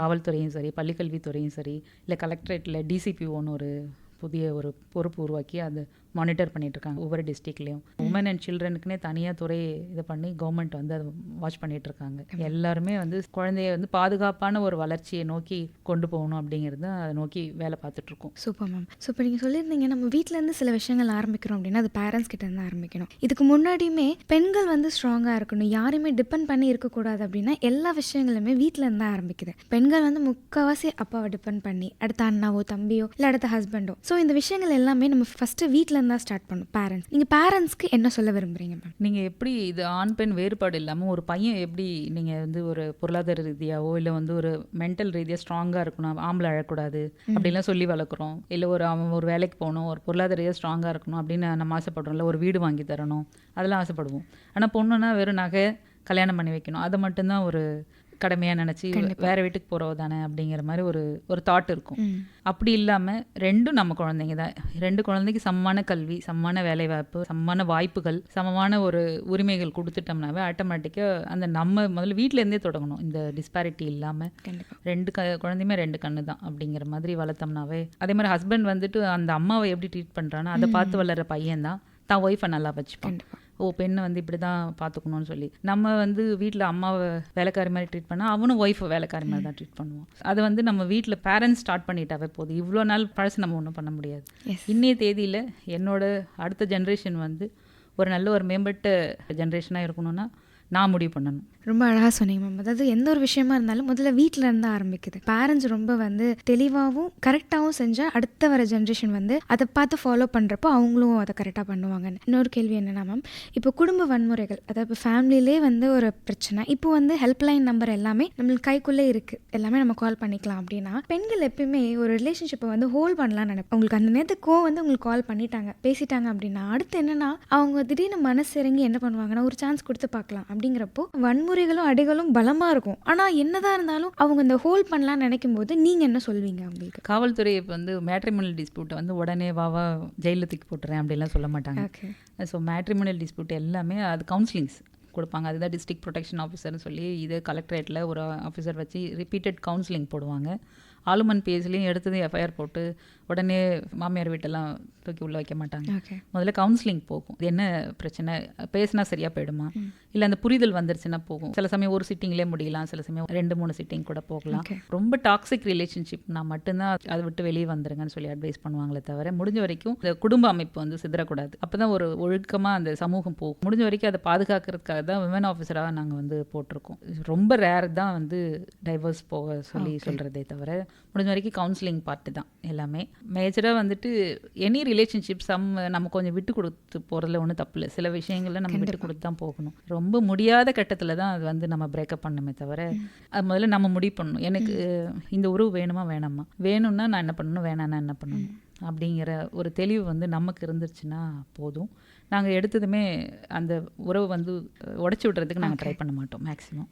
Okay ma'am. இப்போது நண்பர்களாக இருக்காங்க, அது காதலர்களாக மாறுறாங்க அப்படின்னா அந்த நேரத்தில் நிறைய ஃபோட்டோஸ் அனுப்பிச்சிப்பாங்க அப்படின்னு சொல்லியிருந்தீங்க. அண்ட் அந்த ரிலேஷன்ஷிப்பில் ஒரு பிரிவு ஏற்பட்டுச்சு, ஒரு மனக்கசப்பு ஆயிடுச்சுன்னா அதை வச்சே அவங்க என்ன சொல்கிறது, ஒரு மார்ஃபிங் பண்ணுறதாக இருக்கட்டும், இல்லை வேறு மாதிரி அவங்கள த்ரெட்டன் பண்ணுறதுக்காக யூஸ் பண்ணுறாங்கன்னு சொன்னீங்க. இப்போது அந்த மாதிரி சமயத்தில் பெண்கள் அனுப்பிச்சிட்டாங்க, அதாவது ஒரு நண்பர் அப்படின்ற ஒரு காரணத்தினால அனுப்பிச்சிட்டாங்க அப்படின்னா இதுக்கான தண்டனையோ இல்லை இதுக்கான பாதுகாப்போ பெண்களுக்கு எப்படி கிடைக்கும்? நீங்கள் இப்போ நான் வீடியோஸ் பார்த்தீங்கன்னா எங்களுக்கு அவன் வெளியில் விடுறதுக்கு முன்னாடியே எங்களுக்கு போலீஸ்க்கு வந்துடுறாங்க. ஓகே, எங்களுக்கு பிரேக்கப் ஆயிடுச்சு, நாங்கள் லவ் பண்ண காலத்தில் என்னோட ப்ரைவேட் ஃபோட்டோஸ்லாம் நான் அனுப்பிச்சிருந்தா கொஞ்சம் எப்படியாவது இது பண்ணி கொடுங்க, விட்டுவேன் பயமுறுத்துறான். வெளியிலே போகாது, ஜஸ்ட் ஒரு த்ரெட்டனிங் இருக்கும், இல்லை இவங்களுக்காக ஒரு பயம் இருக்கும், விட்டுட்டா என்ன பண்ணுறதுன்ட்டு. அப்போ முன்னாடியே வந்துடுறாங்க இப்போல்லாம். ஸோ அதை வாங்கி நாங்கள் ரிமூவ் பண்ணி அதில் இருந்து பிரச்சனை வராமல் அவங்களுக்கு ஹெல்ப் பண்ணுறோம். வெளியில் இதெல்லாம் மேக்ஸிமம் சொல்கிறது இல்லை, கேஸ் இல்லாமல் இதெல்லாம் நாங்கள் ஹெல்ப் பண்ணிகிட்ருக்கோம். ஸோ முதல்ல ஸ்பீக்கப், எவ்வளோக்கு எவ்வளோ நீங்கள் மறைக்கிறீங்களோ அது இன்னும் திருப்பி ரீவிக்டிமைஸ் ஆகிட்டே இருப்பீங்க. ஒரு பிரச்சனை வரும் இல்லை வரப்போகுதுன்னு தெரிஞ்சால் நீங்கள் முன்னாடியே ஒரு ஸ்டெப்ஸ் எடுக்கிறது பெட்டர். இந்த மாதிரி இருக்குது, இதை நான் கட்டேல் பண்ணால் முன்னாடியே பேசிடுங்க. எல்லாருமே காவல்துறையில் இருக்க எல்லாருமே மனிதர்கள் தான், எல்லாமே உங்கள் ஹெல்ப்புக்காக தான் நாங்கள் இருக்கோம். முதல்ல ஸ்பீக்கப் ஃபர்ஸ்ட். ஓகே, நம்ம ஒரு சோஷியல் மீடியாவில் நம்மளை ஒரு பர்சன் ஃபாலோ பண்ணுறாங்க இல்லை ஸ்டாக் பண்ணுறாங்க அப்படின்ற 2 விதமான விஷயங்கள் இருக்குது. நம்மளை ஒருத்தர் பார்த்துட்டே இருக்காங்கன்னா அது ஒரு குற்றத்தில் தானே வரும். இது ஸ்டாக் பண்ணுறாங்க அப்படிங்கிறத முதல்ல நம்ம எப்படி தெரிஞ்சுக்கிறது, அண்ட் அதுக்கான தண்டனைகள் என்னென்ன இருக்குங்க? டெய்லி குட் மார்னிங் போட்டாவே ஸ்டாக்கிங்கில் வந்துடும். நம்ம முதல்ல நம்மளோட விருப்பம் இல்லை அப்படிங்கிற விஷயத்த நம்ம தெளிவாக சொல்லிடணும். சப்பாரு நீ டெய்லி எனக்கு குட் மார்னிங் போடுறது எனக்கு பிடிக்கல, இல்லை எங்கள் வீட்டாருக்கு பிடிக்கல, தயவுசெய்து இனிமேல் போடாதீங்கன்னு நம்ம முதல்ல ஒரு வார்னிங் கொடுக்கலாம். மேக்ஸிமம் வார்னிங்லேயே ஸ்டாப் ஆயிடுவாங்க. அதே மீறி சில பேர் திருப்பி பண்ணுறாங்கன்னா அவங்க நம்ம கொலிகாக இருக்காங்க, நம்ம ஆஃபீஸ்க்குள்ளேன்னா நம்ம ஆஃபீஸில் இன்டர்னல் கம்ப்ளைண்ட்ஸ் கமிட்டின்னு சொல்லிட்டு இருக்கோம், அங்கே சொல்லி நம்ம இந்த மாதிரி அடுத்தவங்களுக்கு சொல்கிறன்னும் போது ஆட்டோமேட்டிக்காக தவறுகள் குறைய ஆரம்பிச்சிடும். ஸோ மற்றவங்களுக்கு சொல்கிறாங்க எனி இஷ்யூஸ் நீங்கள் முதல்ல வெளிப்படுத்தி பேசுங்க. நோன் பீப்புள்னா நம்ம யார்கிட்ட சொல்லணுமோ அதை சொல்லி, கொலிக்னா அந்த மாதிரி பண்ணலாம், இல்லை பக்கத்து வீட்டு பையன் எதிர் வீட்டு பையன் அந்த மாதிரினா அவங்க பேரண்ட்ஸ் கிட்ட அவங்க ஃபேமிலி மெம்பர்ஸ்கிட்ட சொல்லி முதல்ல வார்னிங் கொடுக்கலாம். இல்லை நீ செய்கிறது எனக்கு பிடிக்கல, நீ தப்பு. ஏன்னா அவனும் ஒரு குடும்பத்தில் ஒரு முக்கியமான நபர், அந்த குடும்பத்தை நம்ம அசிங்கப்படுத்தவும் கூடாது. முன்னாடியே ஒரு வார்னிங் கொடுத்துட்டோம்னா அதையும் மீறி தேவையில்லாமல் நம்மளை தொந்தரவு பண்ணுறாங்கன்னும் போது நம்ம காவல்துறை உதவி நாடுனா நம்ம முறையாக எஃப்ஐஆர் ரெஜிஸ்டர் பண்ணி அதை கொண்டு போகலாம்.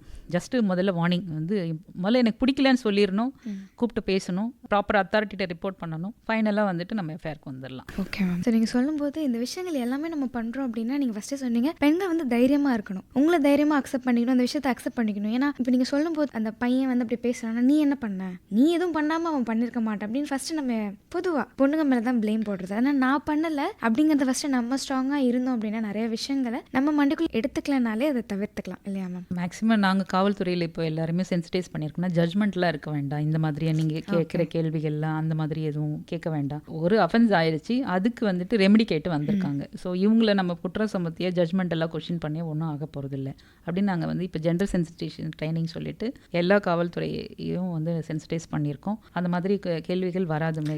பொதுவாக கேட்குறேன். ஆஸ் எ பேரண்ட்டாக அவங்க அப்படிதான் எப்படி கேள்விகள் வந்தாலுமே எந்த சமூகத்தில் இருந்தோ இல்லை ஃப்ரெண்ட்ஸில் இருந்தோ இல்லை ஃபேமிலியில் இருந்தோ உங்களுக்கு ஒரு கேள்வி வருதுன்னா அது வந்துட்டு பெருசாக அது நம்ம குற்ற சமஸ்தைக்கு வேண்டாம் அப்படிங்கிறது தான். இப்போ வந்துட்டு லவ் பண்ணும்போது அதுக்கு உண்மையாக இருந்தான் இல்லையா, இப்போ பிடிக்கல, எனி ரிலேஷன்ஷிப் எல்லாரும் மனிதர்கள் தானே, ஒரு எல்லாருக்கும் ஒரு சலிப்பு ஒரு மனக்கசப்பு வர்றதுக்கு வாய்ப்புகள் மிக அதிகம். அதுக்காக வந்து அப்போ இவ்வளோ நாள் வாழ்ந்த வாழ்க்கை வந்து தவறுன்னு சொல்லிட முடியாது இல்லையா. எல்லாமே நடக்க தான் செய்யும், அதை ஜஸ்ட்டு ஓவர் கம் பண்ணி வரணும், அவ்வளோதான். நம்ம தெளிவாக இருந்தோம்னா யார் என்ன கொஷின் கேட்டாலும் இட்ஸ் ஓகே அப்படிங்கிறது புரிஞ்சுக்கிட்டா போதும். ஓகே மேம், இப்போ வந்து வயதான பெண்கள் இருப்பாங்கல்ல மேம், வீட்டிலே இருக்காங்க, அவங்க கொஞ்சம் ஈஸி டார்கெட்டாக இருப்பாங்க. இப்போ அவங்கள எப்படி பாதுகாத்துக்கலாம் அண்ட் அரசாங்கம் அவங்களை எப்படி பாதுகாக்குது? ஃபர்ஸ்ட் ஆஃப் ஆல் வந்துட்டு இப்போ சொன்ன ஹெல்ப்லைன் நம்பர்ஸ்லாம் எழுதி வச்சு மதர்லாம் பார்த்தீங்கன்னா கேலண்டர்லேயே எல்லா நம்பரும் எழுதி வச்சுருப்பாங்க. அந்த ஃபஸ்ட்டு அவங்க பார்க்குற இடத்துல அந்த நம்பர் இருக்கும். இப்போ ஒரு ஹாஸ்பிட்டல் நம்பரோ ஆம்புலன்ஸ் நம்பர்லாம் ஞாபகம் வச்சுக்கிறோம்ல, அந்த மாதிரி இந்த மாதிரி ஹெல்ப்லைன் நம்பர்ஸ் வந்து நம்ம பார்க்குற இடத்துல எழுதி வச்சுக்கணும். ப்ளஸ் அவங்க ஜூரிஸ்டிக்ஷன் போலீஸ் ஸ்டேஷனில் நீங்கள் ஒரு ரிப்போர்ட் கொடுத்துடணும். ஒரு பேப்பரில் இந்த மாதிரி நான் சோன்ஸோ அட்ரஸில் இருக்கேன், நான் தனியாக இருக்கேன், எனக்கு அப்பப்போ ஒரு ஃப்ரீக்வெண்ட் செக்கிங் வந்து பெட்டராக இருந்தால் நல்லாயிருக்கும்னா பிக்கெட் புக் போட்டுருவாங்க அந்த ஸ்டேஷன், லோக்கல் ஸ்டேஷனில். இந்த பர்டிகுலர் வீட்டுக்கு முன்னாடி ஒரு பாக்ஸ் வச்சு ஒரு பிக்கெட் புக் வச்சுருவாங்க, பீட் புக் சொல்லுவாங்க. அங்கே வந்துட்டு ரெகுலராக செக் வருவாங்க, கான்ஸ்டபிள் வந்து விசிட் பண்ணிவிட்டு அதை சைன் பண்ணிட்டு போவாங்க. சேஃப்டாக இருக்கேன், நல்லா இருக்கீங்களா, ஏதாவது தேவைப்படுதா அப்படின்லாம் வந்து கேட்குறாங்க. ஏதாவது பிரச்சனைனா இங்கே கமிஷனரேட்டில் வந்து பார்த்தீங்கன்னா 80 வயதுக்கு முதியவர்கள் ரொம்ப வயசானவங்களா இருக்கு, அவங்களால ஸ்டேஷனே அப்ரோச் பண்ண முடியாதுன்னா அவங்க வீட்டுக்கே போயிட்டு அவங்களுக்கு வந்து குறைகள் வந்து தீர்க்கிற மாதிரிலாம் ஒரு சிஸ்டம் இருக்குது. ஜஸ்ட்டு நீங்கள் லோக்கல் ஸ்டேஷனில் ஒரு பெட்டிஷன் கொடுத்துடணும், நாங்கள் தனியாக இருக்கோம், எங்களுக்கு வந்து அப்பப்போ ஹெல்ப் இருந்தால் நல்லாயிருக்கும் அப்படின்னா வர பீட் கான்ஸ்டபிள் வந்து ஒரு டச் பண்ணிட்டு போவார். அப்பப்போ ஒரு என்ன ஏதுன்னு சொல்லி நீங்கள் அந்த கன்சர்ன் ஸ்டேஷனோட நம்பர் வச்சுக்கிட்டோம்னா நம்ம ஹெல்ப்புக்கு ஈஸியாக இருக்கும். அதாவது ரியலாகவே உதவி தேவைப்பட்டால் நல்லாயிருக்கும். நிறைய பார்த்தீங்கன்னா ஏதோ கொசுவத்தி ஏற்றி வச்சிட்டாங்க, தண்ணி ஊற்றி கழுவிட்டாங்க, காலிங் பெல் அடிக்கடி அடிக்கிறான், வீட்டில் வந்து தேங்காய் உடைக்கிறாங்க, இந்த மாதிரியான டிஸ்டர்பன்ஸ் கால்ஸ் தான் சொல்கிறாங்களே தவிர உண்மையிலே வந்து காவல்துறை எதெல்லாம் தலையிடணுமோ அதை சொல்ல மாட்டேங்கிறாங்க. எதுக்கு தேவையோ அதை வந்து முறையாக யூஸ் பண்ணிக்கிட்டா நல்லா இருக்கும் அப்படிங்கிறது எங்களோட வேண்டுகோள். ஓகே. அது மாதிரி முதியோர்கள் முடிஞ்ச வரைக்கும் அவங்க கேர்டேக்கர் வச்சுப்பாங்க இல்லையா, எல்லாருமே வெளியில் இருக்கிறதுனால கேர்டேக்கர் வைக்கும்போது அவங்களோட பின்புலங்கள்லாம் ஆராய்ந்துட்டு தான் பண்ணணும். அதுக்கு ஒரு செக்யூரிட்டி ஏஜென்சி இருக்கும். அவங்க ஆக்சுவலாக ப்ராப்பராக எந்த பிளேஸ்லேருந்து வராங்க, அவங்களோட நேட்டிவ் பிளேஸு, அந்த phone numbers, details, Aadhaar, PAN அந்த மாதிரி இருக்கும் இல்லையா, அந்த பர்டிகுலர்ஸ்லாம் வாங்கி வச்சுட்டு எனி லேபர் ஒர்க்கோ எனி அவங்கள வந்து உள்ளே நம்ம என்கேஜ் பண்ணணும். முன்பின் தெரியாதவங்களை வந்து வீட்டுக்குள்ளே விடக்கூடாது. அந்த மாதிரி ஏதோ ஒரு சர்வீஸ்க்காக வராங்கன்னா நியர்பை யாராவது ஒருத்தர் ஹெல்ப்புக்கு கூட எப்பயுமே வச்சுக்கணும். இப்போ இன்றைக்கி ஒரு பெயிண்டர் வராரு, ஒரு பிளம்பர் உள்ள வராருன்னா பக்கத்து வீட்டோ இல்லை தெரிஞ்சவங்க யாராவது ஒருத்தர் கூட இருந்து அந்த சர்வீஸ் முடிகிற வரைக்கும் ஒரு ப்ராப்பராக வெளியில் போகிற வரைக்கும் ஒரு கண்காணிப்பு இருக்கிற மாதிரி பிளான் பண்ணிக்கணும். இப்போ ரெகுலராக வரவங்க வேலைக்காரங்களோ டிரைவரோ கேர்டேக்கர் வைக்கிறோம்னா அவங்களோட பின்புலம் ஆராயாமல் நம்ம வந்து வைக்கக்கூடாது. இதில் வந்து நீங்கள் ஸ்ட்ராங்காக இருந்துட்டிங்கன்னா இந்த நீங்கள் சொல்கிறீங்களே பர்குலரியோ இல்லை அசால்ட்டு மர்டரோ அந்த மாதிரி எதுவுமே ஆகாது.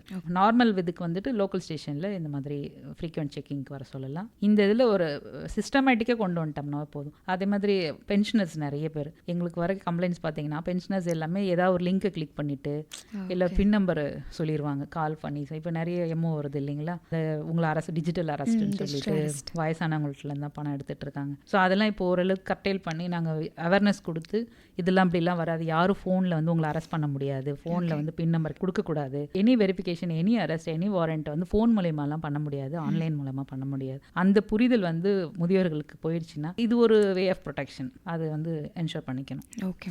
ஸோ இப்போ பெண்களை வந்து இப்போ வெளி மாநிலங்களுக்கு வேலைக்குன்னு கூட்டு போயிட்டு அவங்களுக்கு பிடிக்காத வேலைகள், ஃபார் எக்ஸாம்பிள் டிராஃபிக்கிங் அந்த மாதிரி அவங்கள தள்ளப்பட்டுட்டாங்க அப்படின்னா பெண்கள் அவங்களை எப்படி பாதுகாத்துக்கிறது அண்ட் ஆல்சோ கவர்மெண்ட் இந்த மாதிரி விஷயங்களை அவங்கள பாதுகாக்கிறதுக்கு என்ன விஷயங்கள்லாம் கொடுத்துருக்காங்க மேம்? இப்போது பெண்கள் வீட்டை விட்டு வெளியில் வந்துட்டு வேலைக்காக போகிற விஷயங்கள் நிறைய நடந்துட்டுருக்குன்னு சொன்னேன் இல்லையா. வெளி மாவட்டத்துக்கோ இல்லை மாநிலங்களுக்கோ இல்லை நாட்டுக்கோ போகும்போது அங்கீகரிக்கப்பட்ட ஏஜென்சி மூலயமா தான் மேக்ஸிமம் போகணும். வெளிநாடுக்கு போகிறாங்கன்னா எல்லா ஏஜென்சி மூலயமா போகக்கூடாது.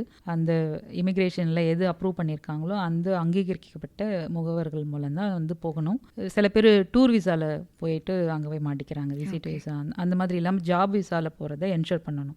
அந்த இல்லீகல் விசாவில் வெளியில் போகக்கூடாது. வெளி மாநிலங்கள்னால் கொஞ்சம் நம்ம ப்ராப்பராக எங்கே போகிறோம் அப்படிங்கிற டீட்டெயில்ஸை முன்னாடியே வீட்டுக்கு வந்து தகவல் சொல்லிட்டு போகணும். ஈவன் நீங்கள் டெய்லி இப்போ வெளியில் வரீங்கன்னா தெரியலனா கூட நான் இந்த இடத்துல போகிறேன், இந்த கேபில் போயிட்டுருக்கேன், இந்த ஆட்டோ நம்பரில் போயிட்டுருக்கேன், இந்த இடத்துல போகிறேன்னு சொல்லி நீங்கள் அந்த இன்ஃபர்மேஷன் என் பொண்ணுக்குலாம் என்ன சொல்லுவேன்னா, இந்த ஆட்டோவில் போகிறேன், அந்த ஆட்டோ நம்பர் சொல்லுவேன். இங்கே இந்த இடத்துல போயிட்டுருக்கேம்மா, சில ஃபோன் சில சமயம் ஆட்டோ ஆனில் இருக்கோ இல்லையோ ஆட்டோ நம்பர் நோட்டட் அப்படின்னாவே அவன் ஆட்டோமேட்டிக்காக பத்திரமா கொண்டு போய் விட்டுருப்பாப்புல. இல்லை ஒரு கேபில் போகிறோம்னா இந்த வண்டி நம்பரில் போகிறோம்னா தப்பு பண்ணணும்னு நினைக்கிறவங்க கூட மாட்டிக்குவான்னு சொல்லிட்டு செய்ய மாட்டாங்க. ஸோ நம்ம எங்கே போகிறோம் வரோன்றதை நம்ம ஃபேமிலி மெம்பர்ஸ்க்கு நம்ம அப்டேட் பண்ணிக்கிட்டே இருந்தோம்னா முடிஞ்ச வரைக்கும் இதை அவாய்ட் பண்ணலாம். சில நாடுகளில் வந்து வீட்டு வேலைக்கோ இல்லை டான்ஸுன்னு சொல்லிட்டு கூப்பிட்டுட்டு போயிட்டு அங்கே போய் பிடிக்காத ஒரு பாலியல் தொழிலை ஈடுபடுத்துகிற மாதிரிலாம் சில கம்ப்ளைண்ட்ஸு ஒரு முறை வந்தது. இப்போ நம்மகிட்ட எப்படி வந்து 100 இருக்கோ அதே மாதிரி ஒவ்வொரு நாடுகள்லையும் அந்த ஹெல்ப்லைன் நம்பர் இருக்குது. நீங்கள் அது கால் பண்ணி சொன்னீங்கன்னா அவங்களே ரெஸ்கியூ பண்ணி உங்களை சேஃபாக கொண்டு வந்து அனுப்பிச்சி விட்டுருவாங்க. ஸோ எல்லா நாடுகள்லையுமே பெண்களை பாதுகாக்கிறதுக்கான சிஸ்டம் இருக்குது. இப்போ உலகத்தின் ஒவ்வொரு பகுதியிலையுமே இருக்குது. அது என்ன நம்ம தெரிஞ்சுக்கிட்டு அந்த நாலேஜ் இருந்ததுன்னா போதும். அதுதான் இம்பார்ட்டன்ட். எங்கே போகிறோம், என்ன பண்ணுறோம் அப்படிங்கிறது. இஷ்யூனா யாரை அப்ரோச் பண்ண போகிறோம், இது ஒரு புரிதல் வேணும். இந்த ஹெல்ப்லைன் நம்பர்ஸ் எல்லாமே இன்னொரு தடவை சொல்ல முடியுமா? கண்டிப்பாா 100 எல்லாருக்கும் தெரிஞ்ச 100. எனி டைம் வந்துட்டு ஒரு எமர்ஜென்சி நீங்கள் வந்து 100 கால் பண்ணிங்கன்னா 10 to 15 மினிட்ஸில் அங்கே வந்துடுவாங்க.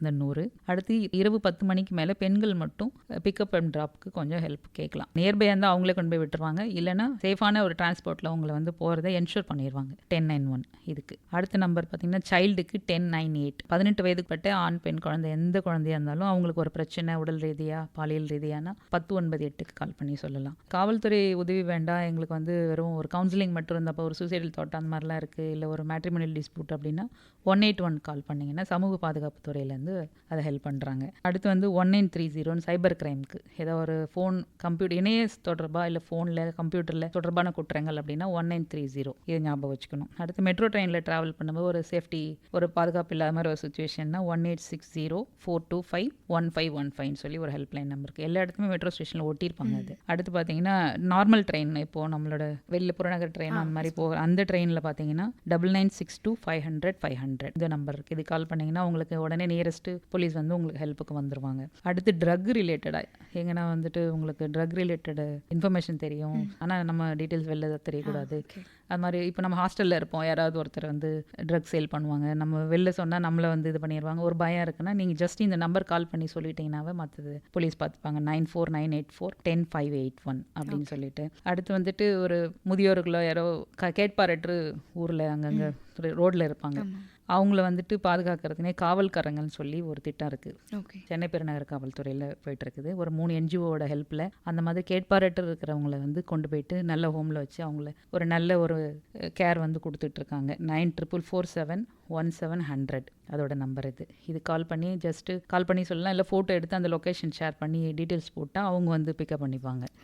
அந்த மாதிரி ஒரு ப்ரொவிஷன்ஸ் வச்சுருக்கோம். எல்டருக்கு ஆல்ரெடி நான் சொன்னது தான். 2 நம்பர் ஆக்சுவலாக இருக்குது. 1253 ஒரு நம்பர் இருக்குது, 14567 2 நம்பரில் எது வேணால் நீங்கள் எல்லாமே NGOs ப்ளஸ் கவர்மெண்ட் டைப்பில் தான் எல்லாமே இருக்குது. இந்த மாதிரி வேரியஸ் ஹெல்ப்லைன் நம்பர்ஸ் வந்து நம்ம தெரிஞ்சு வச்சுக்கிட்டு, முன்னெல்லாம் ஒரு குட்டி நோட்டில் எல்லாம் நம்ம அம்மாக்கள்லாம் எழுதி வைப்பாங்க முக்கியமான அவங்க ஃபோன் நம்பர்.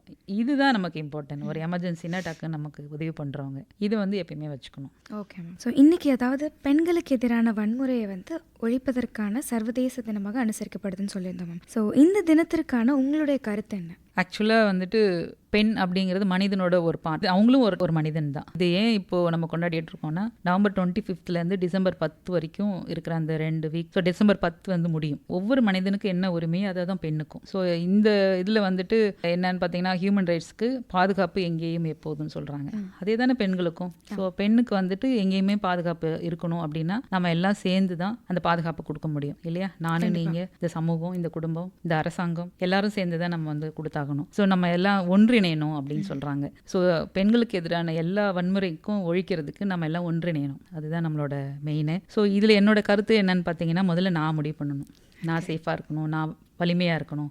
வலிமை தான் வாழும் அப்படிங்கிறது டார்வினின் கொள்கை இல்லையா? ஏன்னா எப்பயுமே நான் வந்து ஒரு வீக் டார்கெட்டாக இருக்கக்கூடாது, நான் ஒரு வலிமையான ஒரு பெண்ணாக இருக்கணும், ஒரு மனிதனாக இருக்கணும் அப்படின்னு நான் முடிவு பண்ணணும். அடுத்து என்னோட குடும்பம் சொல்லணும், என்னோட பெண் இல்லை என்னோட மனைவி, என்னோட சகோதரி வந்து வலிமை உள்ளவளாக இருக்கணும் அப்படின்னு சொல்லி என்னோட குடும்பம் எனக்கு சப்போர்ட் பண்ணணும். அடுத்து பார்த்தீங்கன்னா என்னோட சமூகம், நான் சார்ந்த சமூகம், என்னோட உறவுகள் எல்லாமே வீட்டு பெண்களை வந்து நம்ம பாதுகாப்பாகவும் வலிமையாக வச்சுக்கணும் அப்படின்றது நம்ம சமூகம் உணரணும். என்னோட அரசாங்கமும் பெண்களுக்கான எல்லா வாய்ப்புகளையும் பாதுகாப்பு அம்சங்களையும் வந்து தாங்கி கொடுக்கறதுக்கு இப்போ முன் வந்துட்டு இருக்காங்க. அது எப்படி நம்ம யூட்டிலைஸ் பண்ணிக்கிறோம் அப்படிங்கிறதான் விஷயம். ஆட்டோமேட்டிக்காக நாம் உயர வீடு உயரும், வீடு உயர நாடு உயரும், உலகமும் உயரும். ஸோ பெண்களுக்கு எதிரான வன்முறையை வந்து ஒழிச்சிட்டு நம்ம வந்து அவங்களோட வளர்ச்சிக்கு நம்ம உறுதுணையாக இருந்தோம்னா ஆட்டோமேட்டிக்காக அந்த 50% ஆன அந்த இது இருக்கு இல்லையா, பார்ட்டிசிபேஷன், நாடு முன்னேறணும்னா பெண்கள் முன்னேறினா தான் வீடு முன்னேறும், நாடு முன்னேறும். ஓகே. ஸோ அந்த வன்முறை இல்லாமல் அவங்களோட வளர்ச்சிக்கு நம்ம எல்லாம் ஒன்றிணையணும் அப்படிங்கிறது என்னோட வேண்டுகோள். Thank you so much ma'am. இந்த பெண்களுக்கு எதிரான வன்முறையை ஒழிப்பதற்கான சர்வதேச தினத்தில் வந்து நீங்கள் இவ்வளோ விஷயங்கள் வந்து பகிர்ந்துக்கிட்டதுக்கும் அண்ட் பெண்கள் எப்படி அவங்க வன்முறையிலேருந்து பாதுகாத்துக்கலாம், கவர்மெண்ட் என்ன மாதிரி விஷயங்களெல்லாம் பெண்களை பாதுகாத்துக்கிறதுக்காக கொடுத்துருக்காங்க அப்படின்னு வந்து ரொம்ப தெளிவாக சொல்லியிருந்தீங்க. அதை விட பெண்கள் அவங்கள ரொம்ப ஸ்ட்ராங்காக வச்சுக்கிட்டாங்க, ரிசோர்ஸஸ் நிறைய தெரிஞ்சுக்கிட்டாங்க அப்படின்னா எப்பயுமே அவங்க பாதுகாப்பாக இருக்க முடியும் அப்படின்னு ரொம்ப தெளிவாக சொல்லியிருந்தீங்க மேம். இந்த நிகழ்ச்சி வந்து கேட்குற நேயர்கள் அனைவருக்குமே ரொம்ப உதவியாக இருந்திருக்கும் அப்படின்னு நான் நம்புறேன். Thank you ma'am. நன்றி. இதுவரை துணிவே துணை நிகழ்ச்சியில் பெண்கள் மற்றும் குழந்தைகளுக்கு எதிரான குற்றத்தடுப்பு பிரிவின் காவல்துறை துணை ஆணையர் முனைவர் ஜி. வனிதா அவர்களுடன் நேர்முகம் கேட்டீர்கள். உடன் உரையாடியவர் ராஜஸ்ரீ.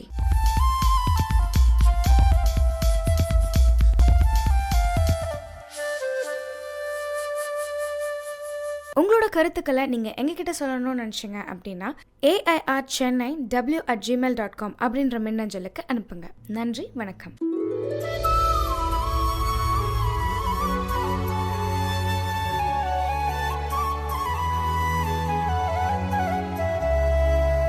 ಹಾಯ್ ಸ್ನೇಹಿತೆಯೇ,